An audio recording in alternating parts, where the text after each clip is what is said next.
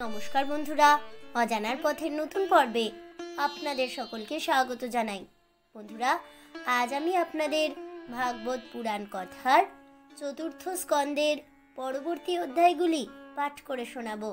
তাই অবশ্যই ভিডিওটি স্কিপ না করে শেষ পর্যন্ত দেখতে থাকুন। নমস্কার বন্ধুরা, অজানার পথের নতুন পর্বে আপনাদের সকলকে স্বাগত জানাই। হে মঙ্গলময়, আপনি শুভ কর্মফলযুক্ত ব্যক্তিদের জন্য স্বর্গ অথবা মোক্ষের সন্ধান দেন, কিন্তু অশুভ কর্মফলযুক্ত ব্যক্তিদের ঘোর নরকে নিক্ষিপ্ত করেন। কিন্তু দেব, কোনো কোনো ব্যক্তির ক্ষেত্রে এই নিয়মের ব্যতিক্রম হয় কেন?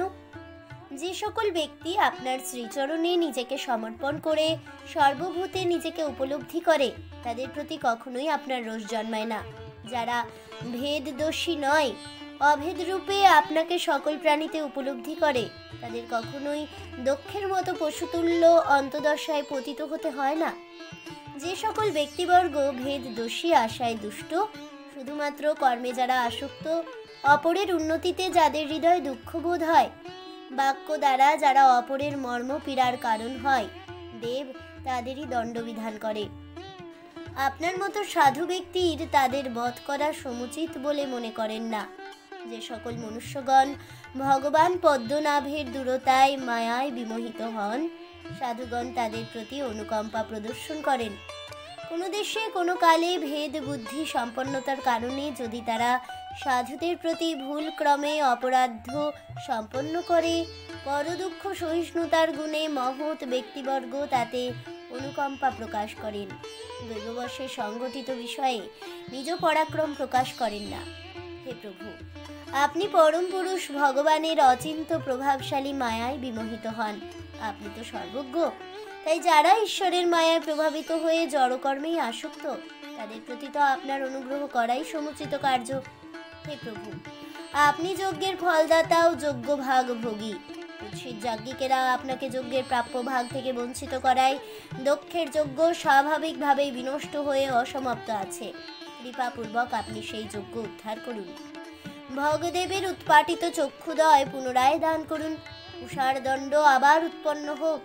হে রুদ্র, আপনার অনুচরদের দ্বারা নিক্ষেপিত অজস্র প্রস্তরখণ্ডের আঘাতে ভগ্নদেহী দেব ও পুরোহিতগণ শীঘ্রই আরোগ্য লাভ করুন। হে রুদ্র, এই আপনার অংশ রইল। এরপর যজ্ঞের অবশিষ্ট বস্তু সকলই আপনার হবে। হে যজ্ঞনাশক, আপনার ভাগ গ্রহণ করে যজ্ঞ কার্য সমাধা করুন। মৈত্রেয় বললেন, হে মহাবাহু বিদুর, ব্রহ্মার এরূপ অনুনয়ে পরিতুষ্ট হলেন ভগবান ভব। তার প্রসন্ন বদনে শীত হাসির রেখা পরিস্ফুট হল। তিনি বললেন, হে প্রজেশ, আমি দেবমায়ায় বিমোহিত মূর্খ বালকদের কোনো কর্তব্য বলে মনে করি না। তবে দক্ষ যজ্ঞের শুধুমাত্র ধর্মের মর্যাদা রক্ষার্থে দণ্ডের বিধান করেছি। প্রজাপতি দক্ষের মস্তক দগ্ধ হয়েছে, তাকে ছাগের মুন্ড প্রদান করা হোক। ভগদেব মিত্রদেবের চক্ষুর সাহায্যে নিজ যোগ্য অংশ দর্শন করুন। পুষ্পিষ্ট ভোজি হোক ও যজমানের দন্তর সাহায্যে ভক্ষণ করতে সক্ষম হোক।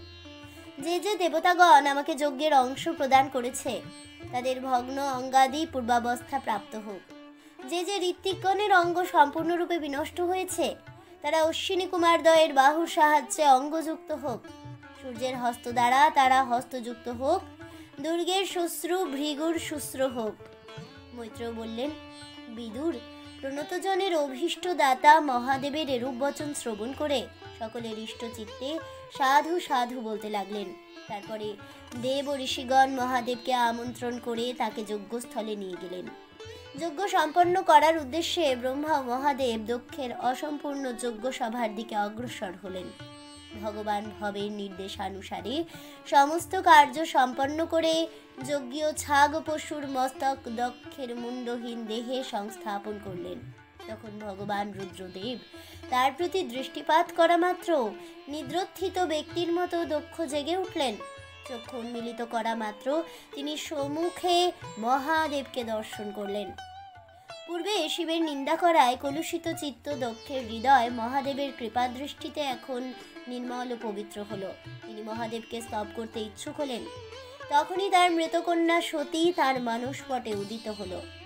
উৎকণ্ঠা ও অনুতাপে তার কণ্ঠ রুদ্ধ হলো।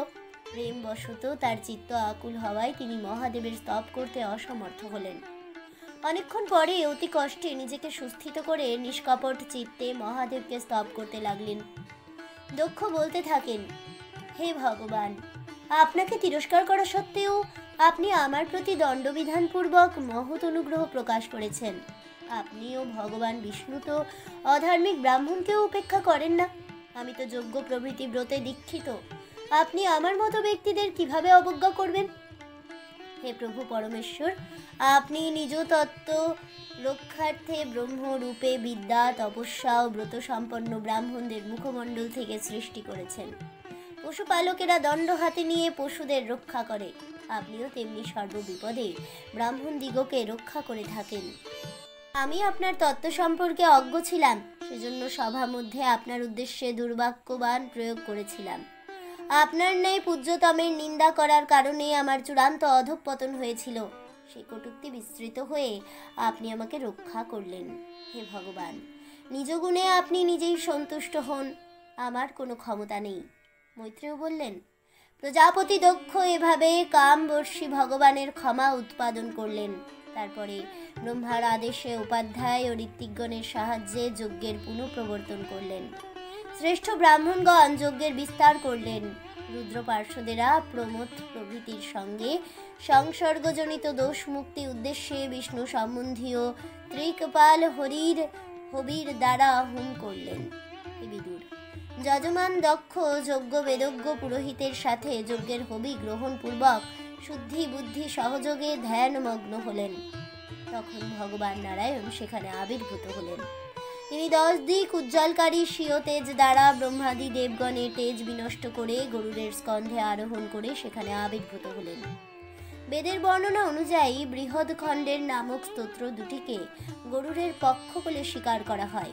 কবির সেই মূর্তির গাত্রবর্ণ শ্যামলা, কোটি তটে হিরণ্যতুল্য রসনা বা স্বর্ণ কিঙ্কিনী, মস্তকস্থিত কিরীট সূর্যের মতো অতি উজ্জ্বল কুণ্ডল, মুখমণ্ডল ভ্রমরের ন্যায় কৃষ্ণবর্ণ, কেশ কলাপে পরিব্যাপ্ত, বাহুতে কেউর প্রভৃতি স্বর্ণলঙ্কার সুশোভিত, ধাতুগুলিতে শঙ্খ চক্র গদা পদ্ম ধনু স্বর বাণ মর্গ ও চর্ম শোভিত। তার বক্ষদেশে বিরাজিত লক্ষ্মী দেবী, গলায় বনমালা, প্রশান্ত হাস্য, প্রসন্ন দৃষ্টিতে তিনি বিশ্বকে অবলোকন করছিলেন। উভয় পার্শ্বে ভ্রাম্যমান ব্যজন ও চামরের ন্যায় রাজহংস শোভিত ছিল। মস্তকের উপরে পূর্ণচন্দ্র বিরাজিত ছিল। সমগ্র রূপে তিনি অতিশয় সুন্দর শোভা বিস্তার করেছিলেন। শ্রীহরিকে দর্শন করা মাত্র ব্রহ্মা, ইন্দ্র, মহাদেব প্রমুখ দেবগণের প্রভা স্থিত। ভয়ে চিত্ত ক্ষুব্ধ হলেও মাথায় হাত তুলে করজোড়ে তার স্তব করেছিলেন। এই কথা সত্য যে ব্রহ্মাদি দেবগণের পক্ষে ভগবানের মহিমা অনুধাবন করা অসম্ভব, তবুও তারা স্বীয় বুদ্ধি অনুযায়ী ভক্তদের প্রতি অনুগ্রহ করার জন্য শ্রীহরির প্রকাশিত মূর্তির উদ্দেশ্যে স্তব করতে লাগলেন। প্রথমেই দক্ষ উত্তম পাত্রে আসন প্রভৃতি পূজার উপকরণ গ্রহণ করে করজোড়ে হৃষ্ট চিত্তে তার স্তব করতে লাগলেন। ভগবান বিষ্ণু তখন সুনন্দাদি অনুচর দিগের দ্বারা পরিবৃত ছিলেন। দক্ষ তার উদ্দেশ্য বললেন, হে প্রভু, আপনি নিজ স্বরূপেই অবস্থানরত। শুদ্ধ চৈতন্য ঘন সেই স্বরূপে সকল বুদ্ধবস্থায় নিবৃত্ত হয়েছে। আপনি এক অদ্বিতীয় এবং অভয় স্বরূপ, শুদ্ধ চৈতন্য রূপ। আপনি মায়াকে পরাভূত করে স্বীয় মায়ায় তার দ্বারাই আপনি নিজ ইচ্ছানুসারে মনুষ্য ভাব ধারণ করেন। এর ফলে আপনি রাগ দেশাদি বিশিষ্ট যত মায়াতে অবস্থিত বলে প্রতীয়মান হয়ে যাবেন। ঋত্বিকগণ বললেন, হে নিরঞ্জন, নন্দীশ্বরের অভিসম্পাতে আমাদের বুদ্ধি শুধুমাত্র কর্ম অনুষ্ঠানেই আসক্ত। আপনার প্রকৃত তত্ত্ব সম্পর্কে আমরা অজ্ঞ, কিন্তু ধর্মের জনস্বরূপ ধর্মপেক্ষা বেদ প্রতিপাদ্য যজ্ঞ নামক মূর্তিটি আমরা অবগত হলাম। যে যজ্ঞ সিদ্ধির নিমিত্ত আপনি ইন্দ্রাদি অধিদেবতা রূপ বিশেষ রূপ আশ্রয় করেছেন। সদস্যগণ বললেন, হে আশ্রয় পদ, তুমি বিভিন্ন এই সংসার পথে কোনো বিশ্রামযোগ্য স্থান নেই। অবিদ্যা, অশ্বিত রাগা, দেশ ও অভিনিবেশ রূপ ও পথ ক্লেশকর। দুর্গম স্থানে পরিব্যাপ্ত অন্তঃকরণ বিষধর সর্প সর্বদা একে লক্ষ্য করছে। ক্ষুধা, পিপাসা, শীত, উষ্ণতা, সুখ, দুঃখ প্রভৃতি দ্বন্দ্বসমূহ এখানে শর্তস্বরূপ। খলরূপী ব্যাঘ্রের ভয় এখানে অহরহ বিদ্যমান এবং শোকরূপ দাবানল এখানে নিয়ত প্রজ্বলিত রয়েছে। এই সংসার মার্গ পথে বর্তমান থেকে বিষয় মরীচিকায় বিভ্রান্ত দেহ ও গৃহরূপ ভারে আক্রান্ত কামদগ্ধ ও জীবগণ আপনার চরণ কমলে আশ্রয় লাভ করতে সক্ষম হবে। রুদ্রদেব তখন বললেন, হে বরদ, আপনার শ্রীচরণ সকাম জনগণের নিখিল কাঙ্ক্ষিত ফল প্রদানে সমর্থ। নিষ্কাম মুনিবৃন্দ পরম আদরে তার অর্চনা করেন। আমার চিত্ত ওই পাদপদ্মে নিবিষ্ট রয়েছে। এর ফলে অজ্ঞ লোকেরা আমাকে আচারভ্রষ্ট বলে কল্পনা করে, তা আমি গণ্য করি না। আপনার পরশ অনুগ্রহ করে মনে মনে তুষ্ট থাকি। মহর্ষি ভৃগু বললেন, আপনার গহন মায়াজালে ব্রহ্মাদি সকল জীবগণই আত্মজ্ঞানী নিজেরও ভগবানের জ্ঞান থেকে বঞ্চিত হয়ে অজ্ঞানের তিমিরে শায়িত আছেন। আপনি তাদের অন্তরে অবস্থান করলেও তারা আজও আপনার স্বরূপ অনুধাবন করতে পারেননি। আপনি প্রণতজনের আত্মা ও বন্ধু, আমি আপনাকে প্রণাম করছি। আপনি দয়া করে আমার প্রতি প্রসন্ন হন। বললেন, সাধারণ লোক সকল পদার্থের ভেদ গ্রাহক ইন্দ্রিয়াদি দ্বারা যা যা দর্শন করে তা আপনার প্রকৃত স্বরূপ নয়। আপনি অধিভূত অধ্যাত্ম ও অধিদৈবের আশ্রয় সত্য। তবে মায়াময় অধিভূত প্রভৃতি অসৎ পদার্থ থেকে আপনি ভিন্ন। ইন্দ্র বললেন, হে অচ্যুত, সুর বিদ্বেষী দৈত্যদের বিনাশক উদ্যত আয়ুধ দ্বারা সংযুক্ত 8টি ভুজদণ্ডে শোভিত আপনার এই শ্রীমূর্তি পরম সত্য বিশ্বপালক, মন আনন্দের প্রদায়ক এই মূর্তি। ঋত্বিক পত্নীগণ বললেন, হে পদ্মনাভ, আপনার যোজনের পূর্বে ব্রহ্মা এই যজ্ঞের সূচনা করেছিলেন। অদ্য ভগবান পশুপতি দক্ষের প্রতি রোষান্বিত হয়ে সেই যজ্ঞ বিনাশ করেছেন। তাতে যজ্ঞের উৎসব নিবৃত্ত হয়েছে। হে যজ্ঞমূর্তি, সম্প্রতি আপনার কৃপা অবলোকন করে এই যজ্ঞ পবিত্র করুন। ঋষিগণ বললেন, হে ভগবান, আপনার আচরণ সাধারণের বোধগম্য নয়। আপনি নিজে কর্ম করেও তাতে লিপ্ত হন না। অন্যান্য ব্যক্তিবর্গ যে সম্পদের নিমিত্ত ঈশ্বরীয় ভজনা করে, সেই লক্ষ্মী দেবী আপনার সেবায় সতত নিয়োজিত, তথাপি আপনি তাকে আদর করেন না। ভক্তজনের প্রতি আপনার প্রেম সদা বর্ষিত হয়। সিদ্ধগণেরা বললেন, হে ভগবান, ক্লেশ রূপ দাবাগ্নিতে দগ্ধ বিষয় তৃষ্ণায় পীড়িত আমরা। আমাদের এই দুর্দমনীয় মন মাতঙ্গের ন্যায় আপনার কথারূপ বিশুদ্ধ অমৃত সাগরে অবগাহন করে পরব্রহ্মের সাথে ঐক্য প্রাপ্ত হয়ে পরমানন্দ লাভ করে। তার ফলে আমরা সংসারের দুঃখ ক্লেশাদি আর অনুভব করি না এবং সেখান থেকে নিষ্কৃতিও পেতে চাই না। দক্ষপত্নী প্রসূতি বললেন, হে ঈশ, আপনার সুখে আগমন হয়েছে তো। মস্তকহীন কবন্ধ পুরুষ হস্তপদাদি অবয়ব যুক্ত হলেও শোভা পায় না। হে অধীশ্বর, আপনাকে ছাড়া প্রজাদি অঙ্গযুক্ত হলেও যোগ্য শোভা পায় না। হে ঈশ্বর, আপনাকে প্রণাম। আপনি আমাদের উপর প্রসন্ন হন। হে শ্রীনিবাস, নিজ কান্তা লক্ষ্মীর সাথে আমাদের রক্ষা করুন। লোকপালগণ বললেন, হে ভূষণ, এই অখিল ভুবনের স্রষ্টা হচ্ছেন আপনি। আপনি সর্বজীবের সাক্ষী রূপ। আমাদের ইন্দ্রিয় সকল কেবলমাত্র মায়াময় বস্তু দর্শনে সমর্থ। এত দ্বারা প্রত্যাগতা আপনার প্রকৃত স্বরূপ দ্রষ্ট হয় না। পঞ্চভূত থেকে পৃথক ষষ্ঠ স্বরূপে আপনার প্রকাশ আপনার একমাত্র মায়া মাত্র। যোগেশ্বরগণ বললেন, যে ব্যক্তি বিশ্বাত্মা পরম ব্রহ্মস্বরূপ আপনাতে নিজেকে অভেদরূপে দর্শন করে, সে ব্যক্তি আপনার কৃপার পাত্র। তবুও ভক্তবৎসল মহাপ্রভু যে সকল ব্যক্তি নিজেদের ভৃত্য জ্ঞানে আপনাকে প্রভু জ্ঞানে ভজনা করে, আপনি যেন তাদের অনুগ্রহ থেকে বঞ্চিত না করেন, এই কামনা করি। হে ভগবান, জগতের উৎপত্তি স্থিতি ও লয় প্রভৃতি নিমিত্ত আপনার মায়ার গুণ জীবগণের ভাগ্যবশত বহু প্রকার বিভিন্ন রূপে প্রকাশিত হয়।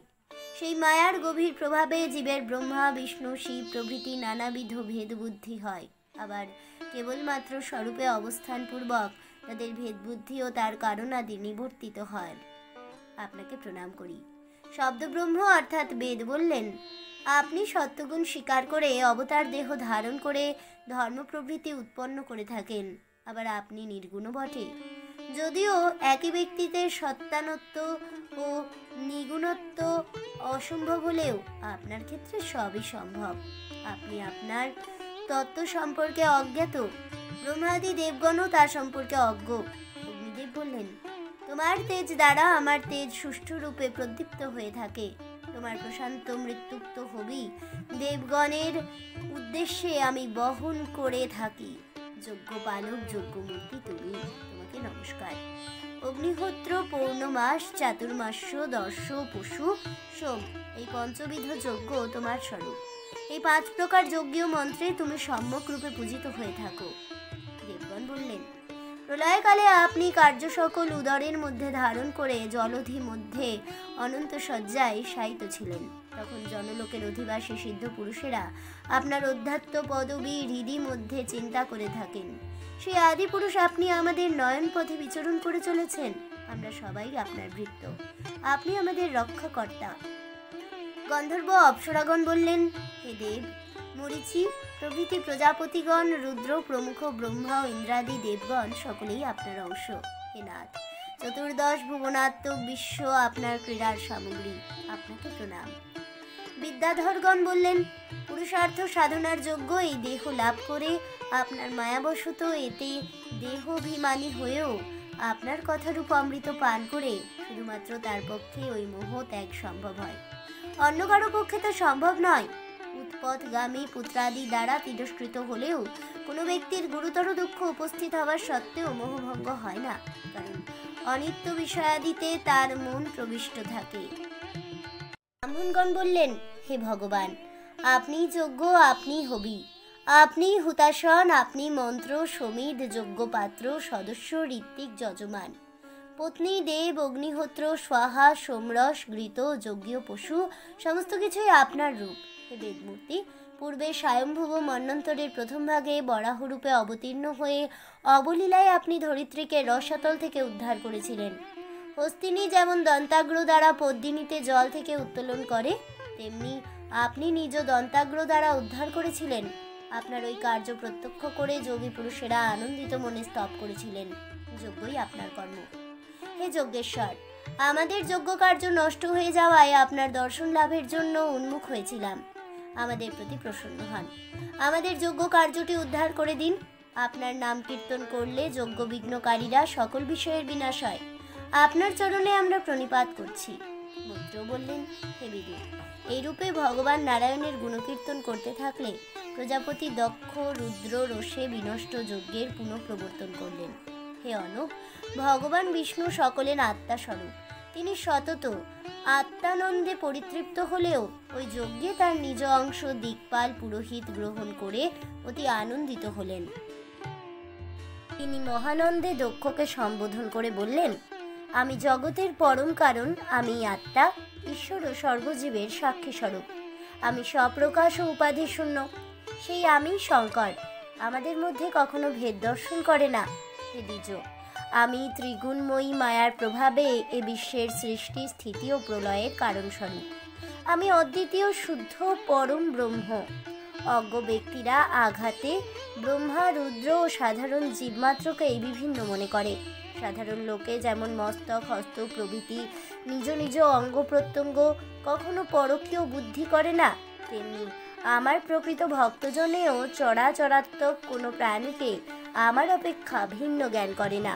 আমাদের তিনজনের স্বরূপ এক ও অভিন্ন। আমরা সর্বজীবের আত্মা। যে সকল ব্যক্তি আমাদের তিনজনের মধ্যে ভেদ দর্শন না করে সে পরম শান্তি লাভ করে। মৈত্রেয় বললেন, বিদুর, ভগবান বিষ্ণুর উপদেশ শ্রবণ করে প্রজাপতি দক্ষ বিশেষ যজ্ঞ সহযোগে ভগবান বিষ্ণুর উপাসনা করলেন। তারপরে তিনি অঙ্গ প্রধান যজ্ঞের মাধ্যমে অন্য দেবগণের অর্চনা করলেন। পরে সমাহিত চিত্তে শিবে ভেদ বুদ্ধি শূন্য হয়ে রুদ্রের অংশ তাকে সমর্পণ করে পূজা করলেন। যজ্ঞ সমাপ্তি ক্রিয়া দ্বারা সোমপায়ী ও অন্যান্য দেবতাদের পূজা করলেন। সকল ধর্মের সমাধা হলে দক্ষ ঋত্বিকগণের সঙ্গে শুভ স্নান করলেন। দক্ষের নিজ মাহাত্ম্য দ্বারা সিদ্ধি লাভ হলেও দেবগণ তাঁকে ধর্মোপদেশ প্রদান করে স্বর্গযাত্রা করলেন। হে বিদুর, আমরা এইরূপ জানি যে দাক্ষায়ণী সতী এভাবে পূর্ব কলেবর ত্যাগ করে হিমালয় পত্নী মেনকার গর্ভে পার্বতী রূপে জন্মগ্রহণ করেন। প্রলয়কালীন সুপ্ত শক্তি পুনর্বার ঈশ্বরকেই লাভ করে। তেমনি অম্বিকা পুনরায় প্রিয়তম শিবকেই পতিরূপে লাভ করেছিলেন। অনন্য স্বভাবা ব্যক্তিবর্গের একমাত্র গতি ভগবান ভব। দক্ষযজ্ঞ বিধ্বংসকারী ভগবান রুদ্রের এই কর্মাবলী আমি বৃহস্পতি শিষ্য উদ্ধবের নিকট শ্রবণ করেছি। হে কৌরব্য, ভগবান মহেশ্বরের এই চরিত্র পরম পবিত্র, যশস্বী ও আয়ু বর্ধনকারী। ইহা শ্রবণ ও কীর্তনের সকল পাপের উপশম হয়। শ্রমকারী ও কীর্তনকারীগণের সংসারের দুঃখ দূর হয়। মৈত্রেয় বললেন, বিদুর, সনকাদি এই 4 জন এবং নারদ, ঋভু, হংস, অরুণীয়, জ্যোতি এই 5 জন ব্রহ্মপুত্রেরা জন্মাবধি নৈষ্ঠিক ব্রহ্মচারী ছিলেন। এরা কখনোই গৃহাশ্রম আশ্রয় করেননি, সেজন্য এদের কোনো বংশ নেই। হে শত্রুনাশন বিদুর, ব্রহ্মার পুত্র অধর্মের এক ভার্যা ছিলেন মিথ্যা। ওই মিথ্যার গর্ভে দম্ভ ও মায়া নামক 2টি সন্তান জন্ম নেয়। নিক্ষুতি নামক রাক্ষস নিঃসন্তান হবার কারণে তাদের দত্তক গ্রহণ করে। সহোদর হওয়া সত্ত্বেও দম্ভ ও মায়া স্ত্রী পুরুষ সম্পর্ক যুক্ত ছিল। হে মহামতি বিদুর, সেই দম্ভ মায়ার পুত্র কন্যার নাম ছিল লোভ, নিষ্কৃতি বা শঠতা। লোভ ও শঠতার পতি পত্নীর মিলনের ফলে শঠতার গর্ভে ক্রোধ নামক পুত্র ও হিংসা নামে এক কন্যার জন্ম হয়। অধর্মের বংশোদ্ভূত হওয়ার কারণে এরাও পতি পত্নী রূপে মিলিত হয়। ক্রোধ ও হিংসার সন্তানদ্বয় হল কাল ও দুরুক্তি। কাল ও দুরুক্তি প্রকৃতপক্ষে ভাই বোন হলেও তারা স্ত্রী পুরুষ রূপে সম্পর্কিত। কাল তার ভগ্নী ও ভার্যা দুরুক্তির গর্ভে ভীতি নামক কন্যা ও মৃত্যু নামক পুত্রের জন্ম দেয়। তাদের উভয়ের দাম্পত্যের ফলে নরক নামে পুত্র ও যাতনা নামে এক কন্যার উৎপত্তি হয়। হে নির্দোষ বিদুর, আমি তোমার কাছে অধর্মের বংশ পরিচয় সংক্ষেপে বিবৃত করলাম। অধর্ম প্রলয়ের কারণ, আবার ইহা পুণ্যেরও কারণ। অধর্ম বর্জনে পুণ্য লাভ সম্ভব হয়। যে সকল ব্যক্তিরা এ বৃত্তান্ত 3 বার শ্রবণ করবেন তাদের সকল পাপ দূরীভূত হবে। হে কুরু বংশোদ্ভূত বিদুর, অনন্ত ভগবান শ্রীহরির অংশ থেকে জন্মগ্রহণকারী স্বয়ম্ভুব পবিত্র কীর্তি মনুর বংশ বিষয়ে আমি এবার বর্ণনা করছি, তুমি শ্রবণ করো। স্বয়ম্ভুব মনুর স্ত্রী শতরূপার গর্ভে 2 পুত্রের জন্ম হয়। তাদের নাম ছিল প্রিয়ব্রত ও উত্তানপাদ। এরা নারায়ণের অংশে জন্ম নিয়েছিলেন বলে জগতের রক্ষণ কার্যে নিযুক্ত ছিলেন। তাদের নাম ছিল সুনীতি ও সুরুচি। এদের মধ্যে সুরুচি উত্তানপাদের প্রিয়পাত্রী ছিলেন, কিন্তু সুনীতি পতির প্রিয়পাত্রী হতে পারেননি। এই সুনীতির পুত্রের নাম ছিল ধ্রুব। একদিন রাজা উত্তানপাদ সুরুচির পুত্র উত্তমকে ক্রোড়ে বসিয়া আদর করছিলেন। এ সময় ধ্রুব সেখানে এসে উপস্থিত হয়। সেও তখন পিতার কোলে উঠতে আগ্রহী হয়, কিন্তু রাজা উত্তানপাদ ধ্রুবকে কোলে নিলেন না, পাছে সুরুচির অভিমান হয়। তখন সুরুচি সপত্নী সুনীতির পুত্রকে কোলে ওঠাতে ইচ্ছুক দেখে রাজার সামনেই তাকে ভর্ৎসনা করতে লাগলেন। বৎস ধ্রুব, তুমি রাজার ছেলে হলেও রাজার কোলে বা রাজাসনে ওঠার যোগ্য তুমি নও, কারণ তুমি আমার গর্ভে জন্মগ্রহণ করনি। তুমি নেহাতি বালক, তাই তুমি হয়তো জানো না তুমি রাজার অন্য স্ত্রীর গর্ভজাত। সেজন্যই এরূপ দুর্লভ বিষয়ে তোমার ইচ্ছা হয়েছে। তুমি যদি রাজাসন লাভে ইচ্ছুক হও তবে তপস্যার দ্বারা পরম পুরুষ ভগবানের আরাধনা করো। তার অনুগ্রহে তুমি আমার গর্ভে জন্ম নিতে পারবে, তবেই তোমার ওই অভিলাষ সিদ্ধ হবে। মৈত্রেয় বললেন, বিদুর, বিমাতার এরূপ দুর্বাক্যরূপ বাণবিদ্ধ হয়ে দণ্ডাহত সাপের মতো বিষান্বিত হয়ে দীর্ঘশ্বাস ফেলতে ফেলতে কাঁদতে লাগলেন বালক ধ্রুব। পিতার সামনেই সুরুচি তাকে এসব কথা বলেছিলেন, কিন্তু পিতা কোনো কথা বলেননি। তাই সে পিতাকে পরিত্যাগ করে দৌড়ে মায়ের কাছে গেল।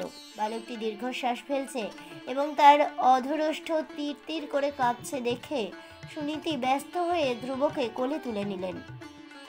অন্তঃপুরস্থ লোকেদের মুখে সুরুচির দুর্বাক্য ও দুর্ব্যবহারের কথা শুনে অত্যন্ত ব্যথাতুর হলেন সুনীতি। দাবাগ্নি মধ্যগতা লতার ন্যায় শোকাগ্নি দ্বারা দগ্ধ হয়ে সুনীতি ধৈর্য হারিয়ে কাঁদতে লাগলেন। সপত্নীর বাক্যবান মনে পড়লেই তার পদ্মলোচন দুটি থেকে অশ্রুবাড়ি বিগলিত হতে লাগলো। খেটপাট দেখতে পেলেন না। সুনীতি দীর্ঘশ্বাস ফেলে পুত্র ধ্রুবকেই সান্ত্বনাপূর্বক বলতে থাকলেন, বৎস, এ বিষয়ে অপরের কোনো দোষ মনে করো না। যে অপরকে কষ্ট দেয় সে নিজ প্রদত্ত সেই দুঃখই ভোগ করে থাকে। সুরুচি ঠিকই বলেছে, কারণ রাজা উত্তানপাদ আমাকে ভার্যা এমনকি দাসী বলে স্বীকার করতেও লজ্জিত হন। আমি এমনই হতভাগ্য রমণী। তুমি আমার গর্ভে জন্মেছ এবং আমারই স্তন্যপানে বড় হয়েছ, তাই রাজাসনে আরোহণের ইচ্ছা তোমার পক্ষে অনুচিতই বটে। হে বৎস, তোমার বিমাতা যে কথা তোমায় বলেছেন তা অতি সত্য। তুমি যদি সত্যই রাজসিংহাসনে আরোহণ করতে চাও তবে মাৎসর্য পরিত্যাগ করো, কায় মনোবাক্যে ভগবান অর্ধক্ষেজের চরণ কমলে আরাধনা করো। বৎস, জগতের প্রতিপালন করার জন্য যিনি সত্যগুণের অধিষ্ঠান স্বীকার করেন তিনি ভগবান নারায়ণ। যোগী পুরুষেরা মন প্রাণ এক করে তার সাধনায় নিয়োজিত থাকেন। সেই ভগবান হরির পাদপদ্ম আরাধনা করেই ব্রহ্মা সর্বোৎকৃষ্ট ব্রহ্মপদ লাভ করেছেন। তোমার পিতামহ ভগবান মনু প্রচুর দক্ষিণাপূর্ণ যজ্ঞের সাহায্যে একাগ্র মনে সেই হরির উপাসনা করেন। অন্যের দুর্লভ দিব্য ও ভৌম সুখ ও অন্তে অপবর্গ তিনি লাভ করেছিলেন। হে বৎস, মুক্তিকামী পুরুষবর্গ যার চরণ পদ্ম লাভের পথ অন্বেষণ করেন, তুমিও তার ভজনা করো। অনন্যভাবে নিজ ভক্তি ধর্ম শোধিত হৃদয়ে ভক্তবৎসল হরিকে সংস্থাপিত করে তার উপাসনা করো। হে বৎস, ধ্রুব ব্রহ্মাদি দেবগণ লক্ষ্মী দেবীর অনুসন্ধানে ব্যস্ত থাকেন। স্বয়ং লক্ষ্মী দেবী দীপতুল্য পদ্ম নিয়ে শ্রীহরির সেবায় রত থাকেন। তুমি সেই শ্রীহরির শরণ নাও, কারণ পদ্মপলাশ নয়ন শ্রীহরি ব্যতীত অন্য কেউ তোমার দুঃখ কষ্ট নিবারণ করতে পারবেন না। মৈত্রেয় বলে চললেন। জননীর মুখে এরূপ বিলাপ ও উপদেশ শ্রবণ করে বালক ধ্রুব ধীরে ধীরে সংযত হলেন। বুদ্ধি দ্বারা মনকে সংযত করে তিনি পিতৃগৃহ থেকে বহির্গত হলেন। এদিকে যদিচ্ছা কমে নারদ তা শ্রবণ করলেন। ধ্রুবের মনের অভিপ্রায় জানতে পেরে মনে মনে ভাবলেন, ওহো, ক্ষাত্র তেজ কি বিষম, এরা সামান্য মানহানি সহ্য করতে পারে না। ধ্রুবের মস্তকোপরই তিনি নিজের পাপ বিনাশক হাত রাখলেন। এই ধ্রুব নিতান্ত বালক হলেও বিমাতার কটুবাক্য একে এখনো বিদ্ধ করছে। নারদ বললেন, বৎস ধ্রুব, এখন তুমি নেহাতি বালক, তোমার এখন খেলাধুলোয় মত্ত থাকার সময়। এ সময় তোমার সম্মান বা অপমান কিছুই আমাদের লক্ষ্য হয় না। যদি একান্তই তোমার মান অপমান বোধ হয়ে থাকে, তাহলেও লোকের মোহ ব্যতীত অন্য কোনো অসন্তোষের কারণ নেই। কারণ এ জগতে সুখ বা দুঃখ নিজ নিজ কর্মফল অনুযায়ী প্রাপ্ত হয়। বৎস, ঈশ্বরের আনুকূল্য ব্যতীত কোনো উদ্যম ফলপ্রসূ হয় না। এটা ভেবে দৈববশে যা উপস্থিত হয়, বুদ্ধিমান ব্যক্তির তাতেই সন্তুষ্ট থাকা উচিত। আর মায়ের উপদেশ শুনে তুমি অনন্ত নারায়ণের প্রসাদ লাভে উদ্যোগী হয়েছ, কিন্তু তিনি সাধারণ মানুষের দুরারাধ্য। মুনিবৃন্দ সর্বপ্রকার সঙ্গ ত্যাগ পূর্বক তীব্র যোগ সমাধি অবলম্বন পূর্বক অনুসন্ধান করেও বহু বহু জন্মেও তার প্রকৃত পদবী জানতে সক্ষম হন না। তুমি তো বালক, তাই কামনা যুক্ত, তুমি কিভাবে তাকে উপলব্ধি করতে পারবে? অতএব তুমি এ নিষ্ফল আগ্রহ ত্যাগ করো। যখন বার্ধক্য উপস্থিত হবে তখন এ বিষয়ে যত্ন করো। দৈব নির্দেশ অনুযায়ী সুখ দুঃখ যেভাবে আসে, তাতে যে ব্যক্তি সন্তুষ্ট থাকতে পারে তার মুক্তি সম্ভব। অদৃষ্টবশত সুখ এলে তাতে বুঝতে হবে পুণ্যক্ষয় হচ্ছে, অদৃষ্টবশত দুঃখ এলে তাতে পাপক্ষয় হয়েছে বলে মনে করা উচিত। যে ব্যক্তি অধিক গুণবান পুরুষের প্রতি প্রীতিভাবাপন্ন, গুণাধর্ম লোকের প্রতি কৃপাবান ও সমগুণ সম্পন্ন ব্যক্তিতে মিত্রতা স্থাপন করে, সে সময় সুখের অধিকারী হয়। ধ্রুব বললেন, হে মাহাত্ম্য, সুখে দুঃখে হতমান পুরুষদের প্রতি কৃপাপূর্বক যে চিত্ত বিক্ষেপ নিবৃত্তির উপায় অর্থাৎ শখ আপনি প্রদর্শন করলেন, তা আমার মতো ক্ষুদ্র ব্যক্তির পক্ষে একান্ত দুর্গেয়। ঘোর ক্ষত্রিয় স্বভাব প্রাপ্ত হওয়ায় আমি অতি দুর্বিনীত। তদুপরি বিমাতার বাক্যবাণে আমার হৃদয় বিদ্ধ হয়েছে। সেই বিদ্ধ হৃদয়ে আপনার উপদেশ স্থান প্রাপ্ত হচ্ছে না। হে ব্রাহ্মণ, আমার পিতামহগণ এবং অন্যান্য ব্যক্তিবর্গ যে পদের সন্ধান পাননি, আমি সেই ত্রিভুবনের মধ্যে সর্বশ্রেষ্ঠ সেই পদ জয় করতে ইচ্ছুক। আপনি কৃপা করে তার উপযোগী উত্তম পদ বলে দিন। আপনি ভগবান ব্রহ্মার পুত্র, তাই জগৎপাল বাসুদেবের পরম ভক্ত। জগতের কল্যাণার্থে বীণাবাদন করতে করতে আপনি সূর্যের ন্যায় ত্রিভুবন পরিক্রমা করেন। মৈত্র বললেন, ধ্রুবের এই প্রকার কথা শুনে দেবর্ষি নারদ পরম প্রীত হলেন। দয়া করে তার মনোরথ সাধনের উপযোগী সাক্ষ্য বললেন। নারদ বললেন, তোমার জননী যেরূপ বলেছেন তাই তোমার অভীষ্ট সিদ্ধির পথ। তুমি একাগ্রমনে সেই বাসুদেবের ভজনা করো। যে ব্যক্তি ধর্ম অর্থ কাম ও মোক্ষ রূপ নিজের মঙ্গল আকাঙ্ক্ষা করেন, তিনি সে বিষয়ে শুধুমাত্র হরির পদসেবাই করবেন। কারণ ভগবানের চরণ পদ্মের উপাসনা করলে সকলের সকল মনোবাসনা পূর্ণ হয়। অতএব হে বৎস, তোমার কল্যাণ হোক। তুমি ভগবানের আরাধনার জন্য যমুনা তট স্থিত পরম পবিত্র মধুবনে অভিগমন করো। সেখানে হরি নিত্যই অবস্থান করছেন। এখানে গমন করে তুমি কালিন্দীর পুণ্যশীতল সলিলে ত্রিসন্ধ্যা অবগাহন করে নিজ কর্তব্য দেব প্রণাম করবে। তারপর কুশ, স্বস্তিকা প্রভৃতি দ্বারা আসন রচনা করে উপবেশন করবে। পদে পূরক কুম্ভ করে চকযুক্ত প্রাণায়ামের সাহায্যে প্রাণ, ইন্দ্রিয়, মনের মালিন্য দূর করে স্থির চিত্তে ক্রমে ক্রমে পরম গুরু ভগবান শ্রী বিষ্ণুর ধ্যান করবে। সেই হরি ভক্তদের অনুগ্রহ করার জন্য সর্বদাই উদ্যত। তার মুখমণ্ডল সদা প্রসন্ন, দৃষ্টি প্রশান্ত, নাসিকা ভ্রু গণ্ডদেশ অতি রমণীয়। তিনি সর্বদা দেবগণের মধ্যে পরম সুন্দর। তিনি তরুণ, তার অঙ্গ সকল রমণীয়, ওষ্ঠদয় ও চক্ষু লোহিত বর্ণ। তিনি দীন প্রণত জনের পরম আশ্রয়, সকলের সুখকর শরণাগতের রক্ষক এবং দয়ার সাগর। তিনি শ্রীবৎস লাঞ্ছিত নবদল শ্যাম বর্ণ, পুরস্কার বনমাল্যধারী, শঙ্খ চক্র গদা ও পদ্ম দ্বারা তার চতুর্ভুজ রূপ সুচারু রূপে অভিব্যক্ত। তার মস্তকে কিরীট, কর্ণে কুণ্ডল, বাহুতে কেউর ও বলয়, গলদেশে কৌস্তবমণি ও পরিধানে পীত ও কৌশেয় বস্ত্র। তার নিতম্ব দেশে শোভিত মেখলা, চরণদয়ে কাঞ্চন নূপুরের নিক্কণে মধুর শব্দ উৎপন্ন হচ্ছে।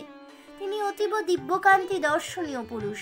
তার প্রশান্ত মূর্তি মন ও নয়ন আনন্দ বর্ধন করে। ভক্তিভরে অর্চনাকারী ভক্তমণ্ডলীর হৃৎপদ্মের মধ্যস্থলে তার অধিষ্ঠান।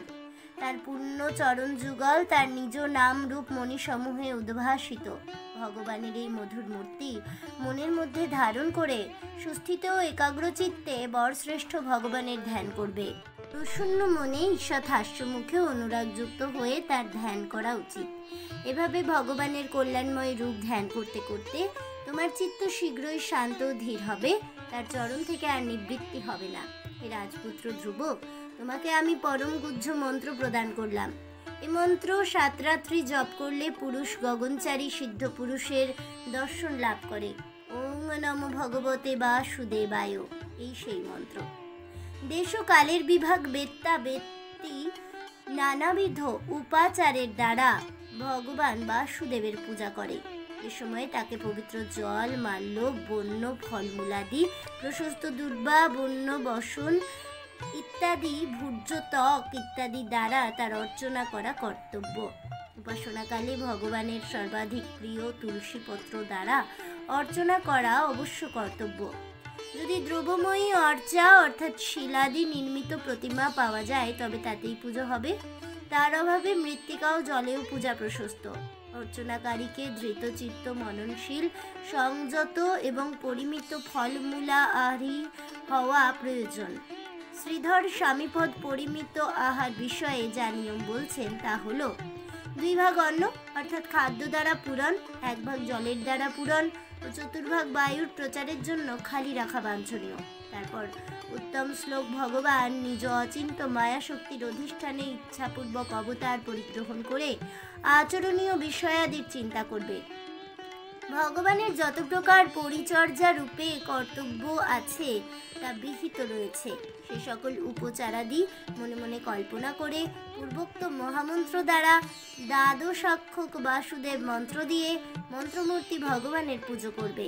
এভাবে ভগবানের মনোগত করে এক মনে ভক্তিযুক্ত পরিচর্যা পূর্বক উপাসনা করবে। এতে ভগবান হরি সন্তুষ্ট হয়ে ভজনকারী জনগণের মনস্কামনা পূর্ণ করেন। তিনি ধর্ম, অর্থ, কাম প্রভৃতির মধ্যে সাধকের উপযোগী অভিমতি প্রদান করে থাকেন। যে ব্যক্তি সাক্ষাৎ মুক্তি লাভের অভিলাষী তার পক্ষে ইন্দ্রিয় ভোগ্য বিষয়ে বিরক্তিপূর্বক প্রগাঢ় ভক্তিযোগ দ্বারা নিরবচ্ছিন্নভাবে ভজন করা আবশ্যক। দেবর্ষী নারদের এই উপদেশাবলী শ্রবণপূর্বক রাজপুত্র ধ্রুব তাকে প্রণাম ও প্রদক্ষিণ করলেন। এরপর শ্রীহরির চরণাঙ্কিত পুণ্যতম মধুবনে গমন করলেন। আজ এই পর্যন্তই। তাহলে বন্ধুরা, আমার আজকের এই ভিডিওটি কেমন লাগলো অবশ্যই আমাকে কমেন্টে জানাবেন। ভিডিওটি ভালো লেগে থাকলে লাইক শেয়ার করতে ভুলবেন না। আমার চ্যানেলের নতুন বন্ধু হয়ে থাকলে চ্যানেলটিকে সাবস্ক্রাইব করে দেবেন। পাশে থাকা বেল বাটনটি প্রেস করে রাখবেন নতুন ভিডিওর নোটিফিকেশন পাওয়ার জন্য। ফিরে আসছি শ্রীমদ্ ভাগবত মহাপুরাণের পরবর্তী অধ্যায়গুলি নিয়ে। ততক্ষণ সবাই ভালো থাকুন, সুস্থ থাকুন আর অবশ্যই সঙ্গে থাকুন আর দেখতে থাকুন অজানার পথে।